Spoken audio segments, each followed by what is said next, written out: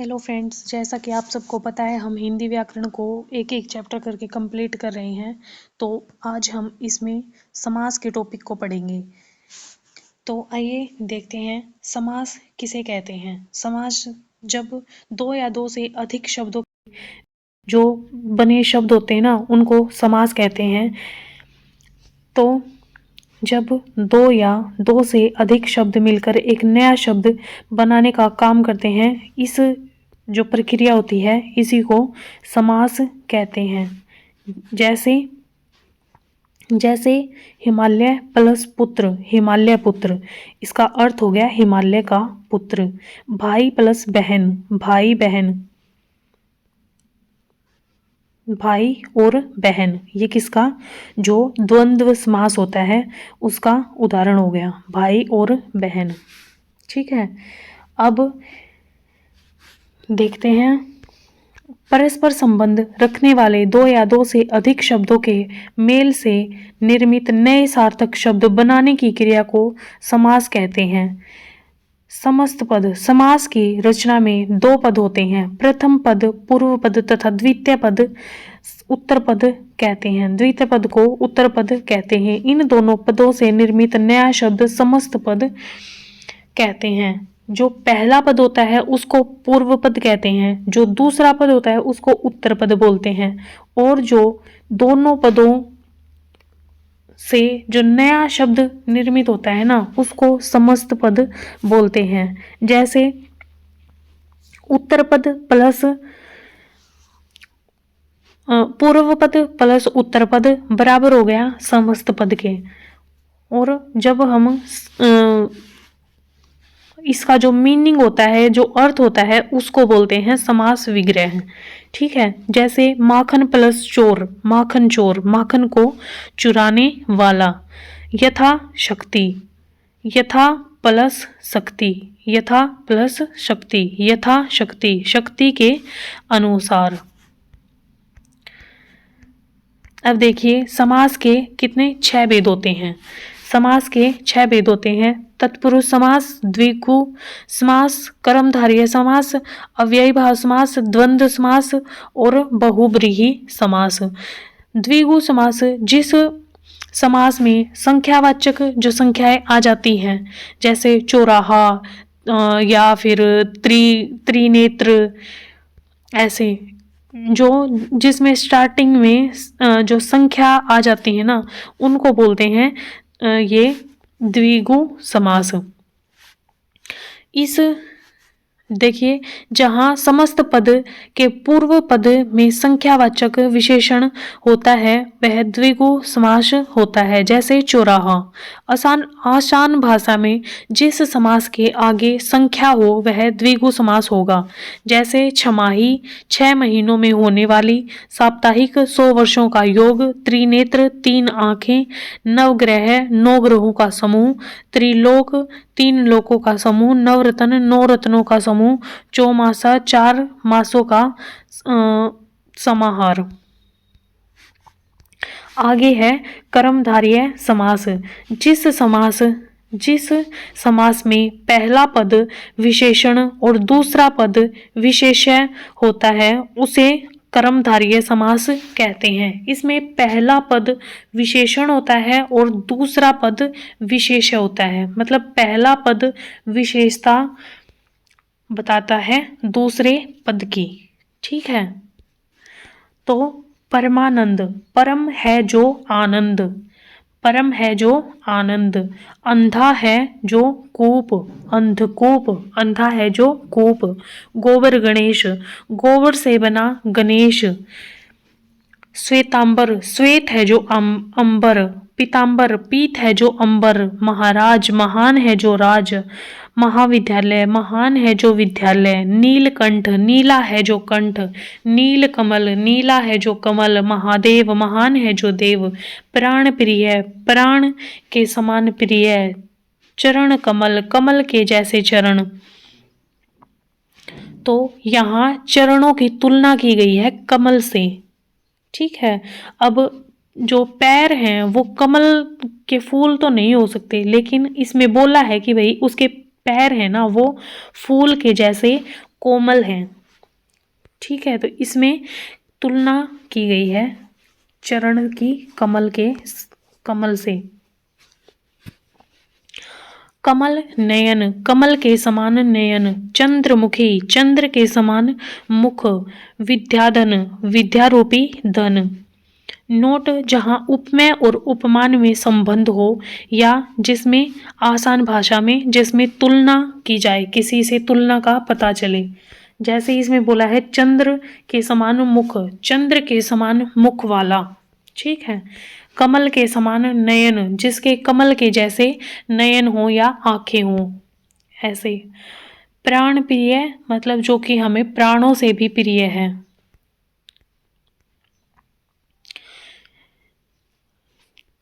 आगे देखिए, नेक्स्ट है द्वंद्व समास। द्वंद्व समास वो होता है जिसमें बीच में ना और या ऐसे शब्द आ जाते हैं बीच में, जैसे रोटी, कपड़ा और रोटी। ठीक है। पति और पत्नी, भाई और बहन, ऐसे बीच में ये वर्ड आ जाते हैं, वो होता है द्वंद्व समास। द्विगु समास और द्वंद्व समास, नाम इनके मिलते जुलते से हैं, इसलिए इनमें कंफ्यूजन होता है।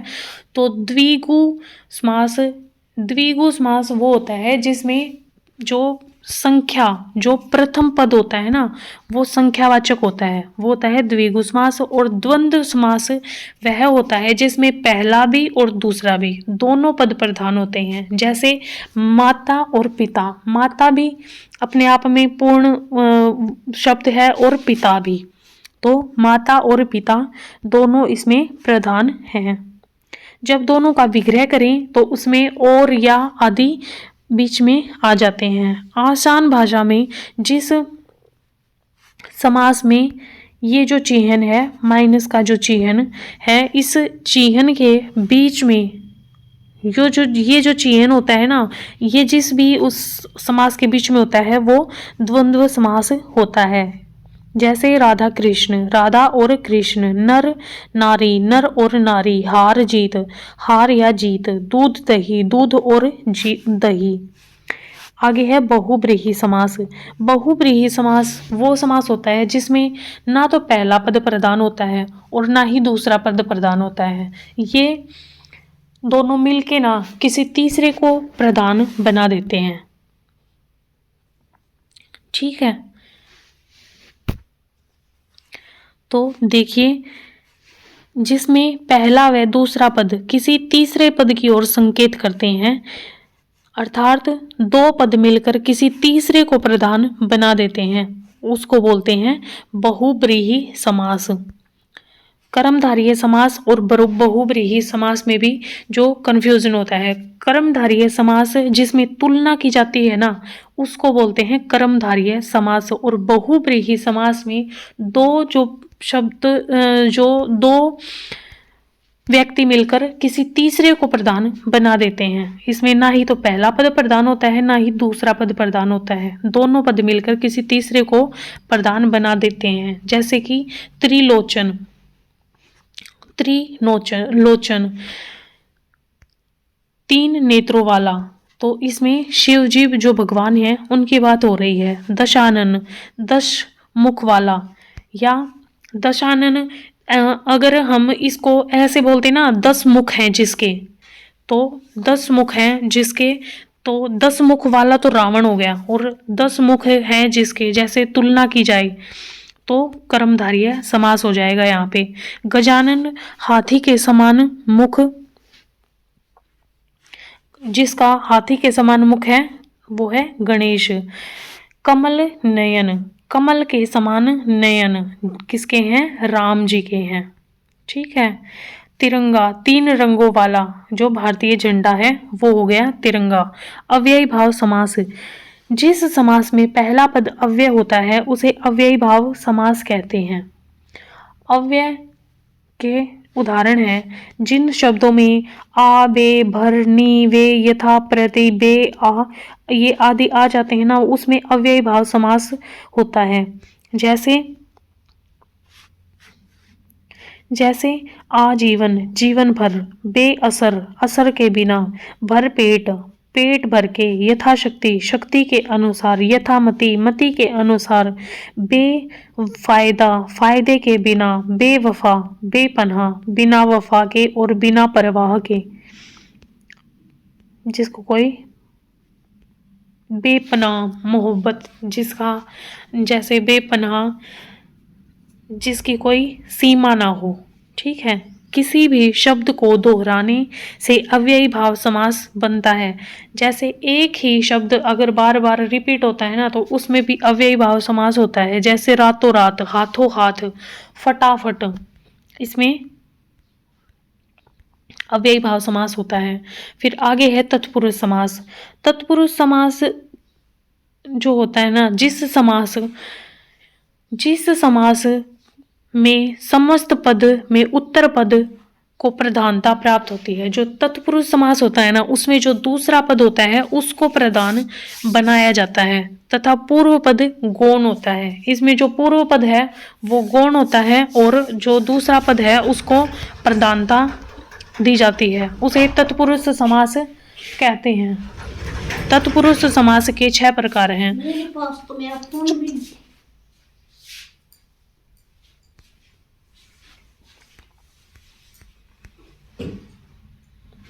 तत्पुरुष समास जिस समास या समस्त पद में उत्तर पद को प्रधानता प्राप्त होती है तथा पूर्व पद गौण होता है, उसे तत्पुरुष समास कहते हैं। तत्पुरुष समास के 6 भेद होते हैं, 6 प्रकार होते हैं इसमें। जैसे कर्म कारक के जो 8 होते हैं ना, उनमें से जो संबोधन है और जो करता है, उन दोनों को हटा दिया जाए तो तत्पुरुष के 6 प्रकार बच जाते हैं। जैसे कर्म तत्पुरुष समास, करण तत्पुरुष समास, संप्रदान तत्पुरुष, अपादान तत्पुरुष, संबंध तत्पुरुष और अधिकरण तत्पुरुष। ये सारे तत्पुरुष समास के भेद हैं। इनकी जो विभक्ति है वो है कर्म की को कर्ण से, संप्रदान के लिए अपादान से अलग, संबंध का के की, रा रे री और अधिकरण हे अरे ओ। कारक के 8 भेद होते हैं। तो तत्पुरुष समास में कर्ता या संबोधन कारक को छोड़कर सभी 6 कारक होते हैं। जिस समास में जिस कारक की विभक्ति चिन्ह का लोप होता है वही तत्पुरुष समास होता है। जैसे सुखभोगी, इसमें बीच में को हटाया गया है, सुख को भोगने वाला सुखभोगी। देशभक्ति, देश के लिए भक्ति, संप्रदान तत्पुरुष समास है क्योंकि इसमें के लिए विभक्ति का लोप हुआ है बीच में। कर्म तत्पुरुष समास, जिस समास में को का लोप हो, को गायब होना, लोप मतलब गायब होना, यानी जिसकी विभक्ति का लोप होगा वही तत्पुरुष समास होगा। अपादान तत्पुरुष समास, जिसमें से का लोप हो, करण और अपादान दोनों में से विभक्ति का लोप है। बस करण में से के साथ साथ द्वारा का लोप भी हो सकता है तो पेपर से विभक्ति के लोप वाले शब्द में से 2 में से एक समास का ऑप्शन दिया जाएगा। देखिए इसमें क्या कहा गया है कि एक तो जो अपादान जो तत्पुरुष समास है इसमें, और एक करण तत्पुरुष समास, इन दोनों में जो से विभक्ति है ना, दोनों में से विभक्ति होती है। ठीक है। तो अगर ऑप्शन में हमें दोनों में से एक ही मिलेगा, या तो करण तत्पुरुष समास होगा या फिर अपादान तत्पुरुष समास होगा। जैसे गुणहीन, गुण से हीन, लक्ष्य भ्रष्ट, लक्ष्य से भ्रष्ट, जन्माद्य, जन्म से अंधा, रस भरा, रस से भरा।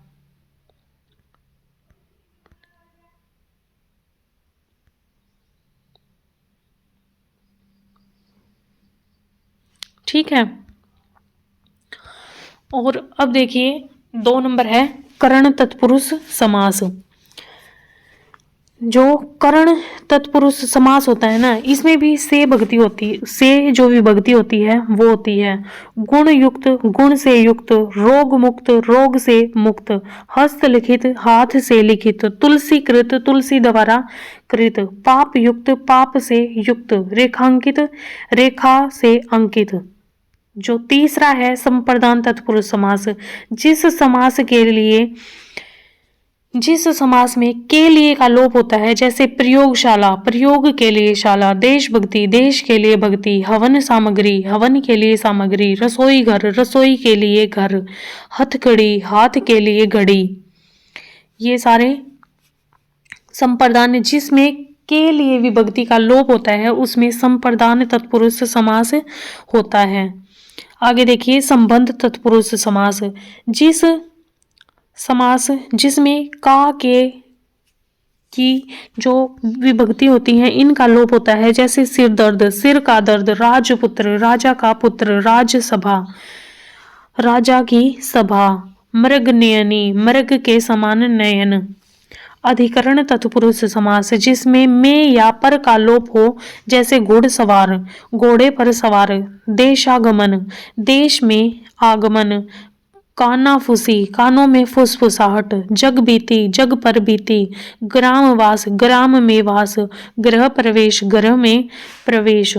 ये सारे हमारा जो समास का टॉपिक है इसमें यही है। हमारा समास का टॉपिक पूरा हो गया है। इसके आगे हम एक टॉपिक और देखते हैं, तत्सम और तद्भव जो शब्द होते हैं वो किसे कहते हैं।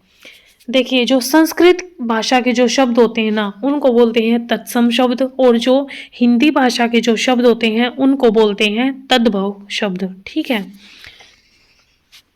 तत्सम शब्द संस्कृत भाषा के शब्द तत्सम शब्द होते हैं, जैसे अग्नि, अग्नि और आलस्य, एकत्र, अक्षी, ये सब अग्नि भाषा के शब्द कि ये क्या था, ये तत्सम भाषा के शब्द हैं।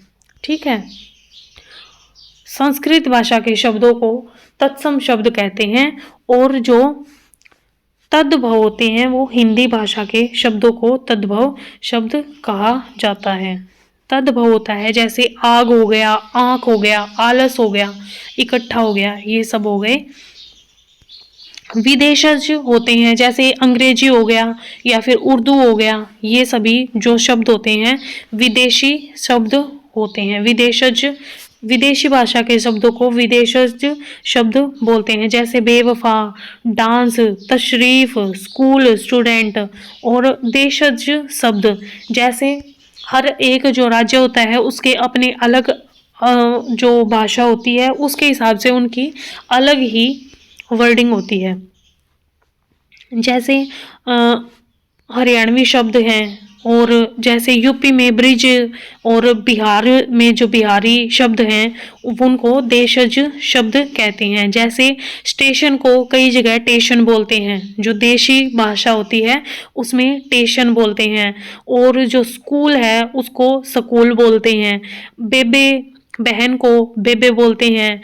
और जो बस स्टैंड होता है या रेलवे जो बस स्टैंड होता है, बस स्टैंड को अड्डा बोलते हैं, पर्स को बटुआ बोलते हैं, साइकिल को साइकिल बोलते हैं। ऐसे जो देशज शब्द होते हैं इनको बोलते हैं। अब देखिए संस्कृत भाषा के वे शब्द जो ज्यों के त्यों हिंदी में बोले जाते हैं उनको तत्सम शब्द कहते हैं। इनकी पहचान, ये संस्कृत के शब्द शुद्ध व संस्कारी होंगे। जैसे कपोत, कबूतर, तत्सम का है कपोत और तद्भव है कबूतर। ठीक है, काक, कौआ, अग्नि, आग, विवाह, शादी, स्तंभ, स्तंभ, खंबा, क्षेत्र, खेत, क्षत्रिय, खत्री, गवैया, गायक, ग्राम, गांव, गंभीर, गहरा, ग्रह, घर, लोह, लोहा, वाष्प, भाप। तो जिसमें भी जो आधाशय और ऐसे आते हैं ना उसमें वो ज्यादातर तत्सम शब्द होता है। और जो पूरे मिलते हैं वो ज्यादातर तद्भव शब्द होता है, कोई एक आध होता है जिसमें आधा और पूरा ही मिलता है। आगे देखिए, नेक्स्ट टॉपिक है हमारा अलंकार का। अलंकार का अर्थ होता है श्रृंगार। इसका प्रयोग कविता या काव्य को सुंदर और आकर्षक बनाने के लिए किया जाता है। अलंकार का अर्थ क्या होता है? श्रृंगार।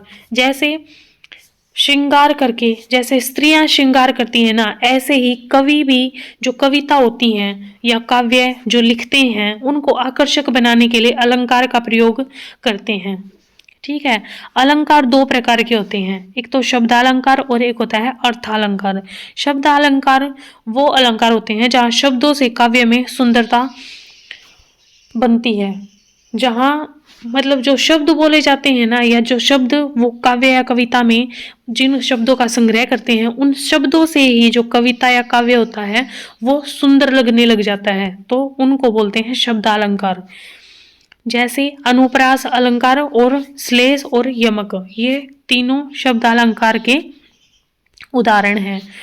और नंबर 2 है अर्थालंकार, जहाँ शब्दों में अर्थ से काव्य में सुंदरता या जो चमत्कार उत्पन्न होता है, जहाँ शब्दों से नहीं बल्कि जो शब्द होते हैं उनका जो अर्थ होता है ना, उससे जो काव्य है उसमें सुंदरता उत्पन्न होती है। जैसे मानवीयकरण, उपमा, रूपक, अतिशयोक्ति, उत्प्रेक्षा, ये सारे जो शब्द होते हैं उन को बोलते हैं अर्थालंकार।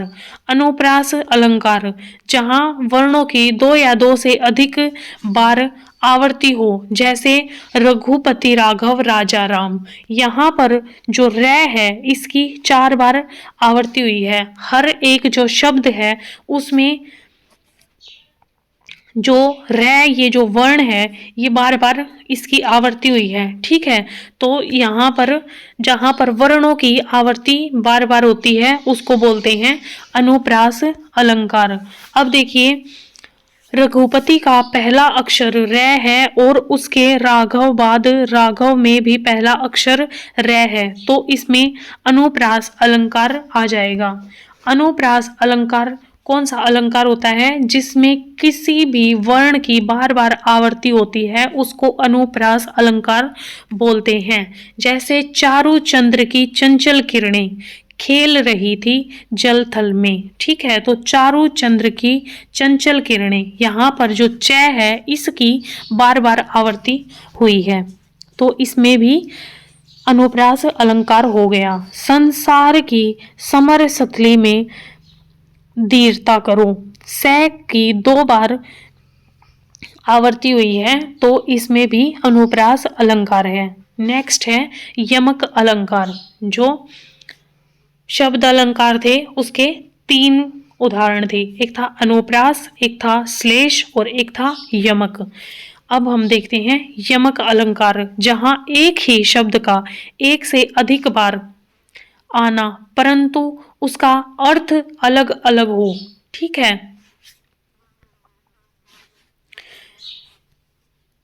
जहां पर ना एक ही शब्द 2 बार यूज किया जाता है और उसका जो अर्थ होता है वो दोनों बार अलग अलग होता है, वो होता है यमक अलंकार। और श्लेष अलंकार में एक ही वर्ड का एक बार यूज किया जाता है लेकिन उसका अर्थ अलग अलग होता है, मतलब एक जो शब्द होता है उसके कई अर्थ निकलते हैं, वो होता है श्लेष अलंकार। अब देखिए यमक अलंकार की जो डेफिनेशन है वो देख लेते हैं। जहां एक ही शब्द का एक से अधिक बार आना परंतु उसके अर्थ अलग अलग हो, वहां यमक अलंकार आ जाएगा। ठीक है। जैसे कनक कनकते 100 गुनी, मादकता अधिकाए, या खाए बोराए, नरवा पाए बोराए। तो यहाँ पर जो बोराए है इसका भी 2 बार यूज हुआ है और कनक कनक 2 बार आया है। तो पहले कनक का अर्थ है दतोरा तथा दूसरे कनक का अर्थ है सोना। ठीक है। तो यहाँ पर कनक कनक, जिसमें भी ऐसे 2 बार एक ही जो शब्द होता है वो 2 बार अगर रिपीट हो रहा है तो उसमें जो हमारा यमक अलंकार मिलेगा। इसमें देखिए कनक कनक 2 बार आया है, ये हमने पढ़ लिया। धतूरा, एक बार इसका जो अर्थ है धतूरा है और दूसरी बार इसका अर्थ है सोना। माला फेरत, जुग भैया, फिरा ने मन का फेर। ठीक है, ये बोल रहा है कि वही माला फेरता फिर रहा है, भाई दिन रात वो भक्ति कर रहा है, लेकिन उसके मन में भक्ति है ही नहीं।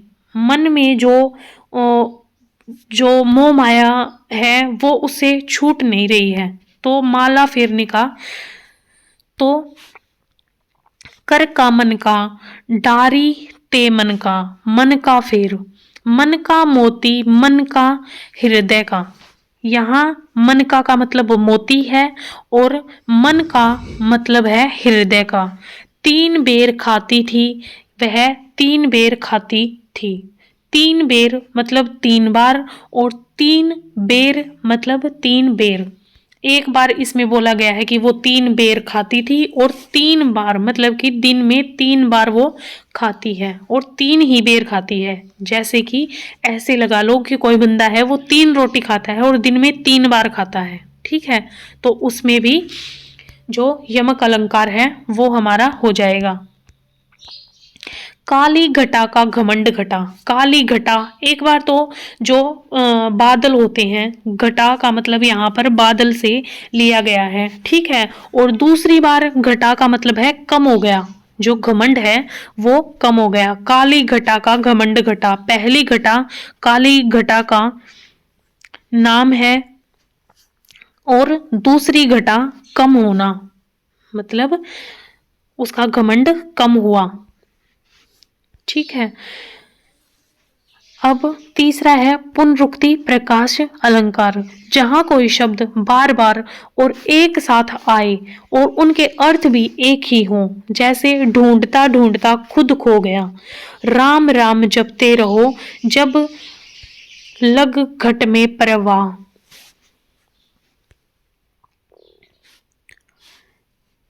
राम राम जपते रहो जब लग घट में प्राण। मतलब कि ये बोल रहा है कि जब तक प्राण है ना हमारे शरीर में, जब तक आत्मा है या हमारी सांस जब तक चल रही है तब तक हमें राम राम जपते रहना चाहिए। तो यहाँ राम राम का जो अर्थ है वो एक ही है, लेकिन शब्द 2 बार इसका यूज हुआ है। ठीक है, जहां एक जैसे शब्द के बीच में ये वाला जो माइनस का जो निशान होता है ये आए, वहां पुनरुक्ति प्रकाश अलंकार होता है। आगे है श्लेष अलंकार। श्लेष अलंकार शब्द अलंकार का उदाहरण है। इसका अर्थ है चिपका, जहां पर एक शब्द के साथ अनेक शब्द चिपके हों। जैसे प्रियतम मुझे बतला दो लाल मेरा कहाँ है। यहाँ लाल का मतलब लाल रंग भी हो सकता है और लाल का मतलब पुत्र या जो बेटा होता है उसको भी लाल बोलते हैं। ठीक है, तो पानी गए न उबरे मोती मानुष चून। तो पानी का मतलब चमक भी हो सकता है, जल भी होता है और इज्जत भी होता है। मानुष के लिए इज्जत, चून के लिए जल और मोती के लिए चमक। यहाँ पानी के 3 अलग अलग अर्थ हैं। ठीक है, मगन को देखी पट देती बार बार है। पट मतलब वस्त्र भी हो सकता है, किवाड़ भी हो सकता है, दरवाजा भी हो सकता है। जैसे बोलते नहीं है मंदिर के पट बंद हो गए, तो दरवाजा और पट जो वस्त्र होता है उसको भी बोलते हैं पट। उपमा अलंकार, जहां किसी वस्तु या प्राणी की तुलना किसी अन्य प्रसिद्ध वस्तु या प्राणी से की जाती है वहां उपमा अलंकार होगा। ठीक है, जहां पर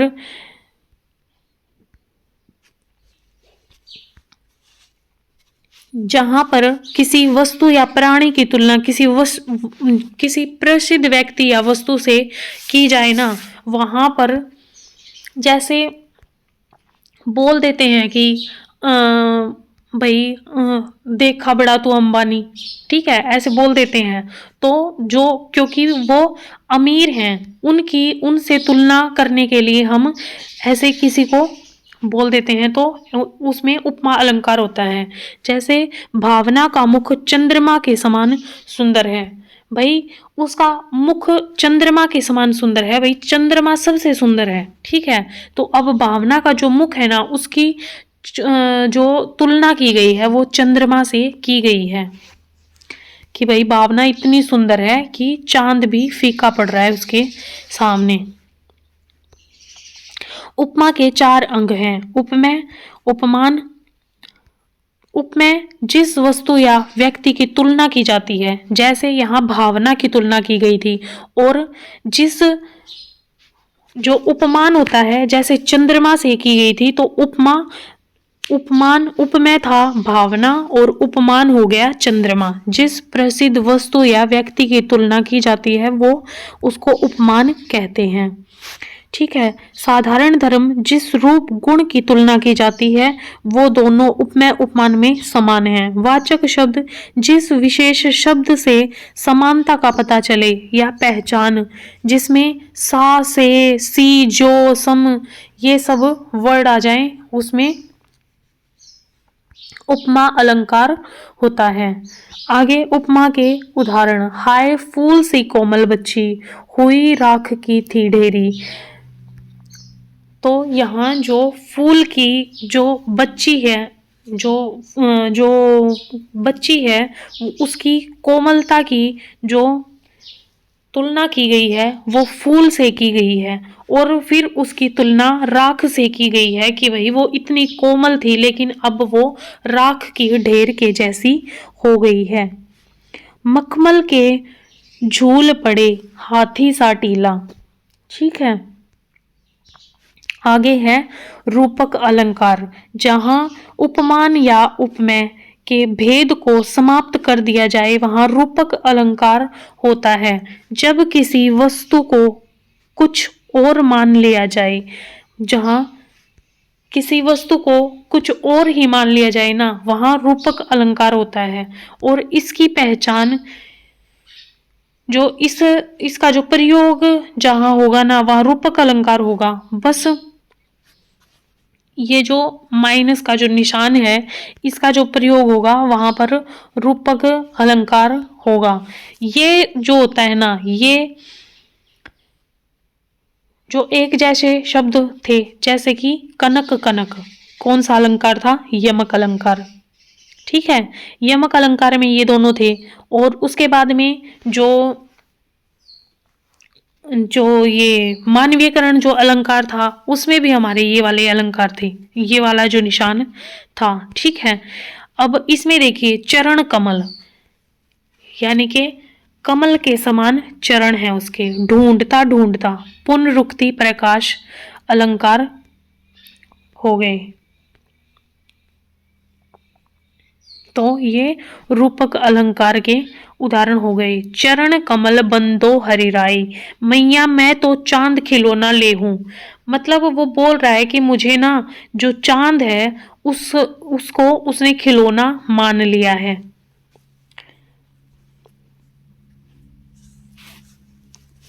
और चरण कमल बंदो हरिराई मतलब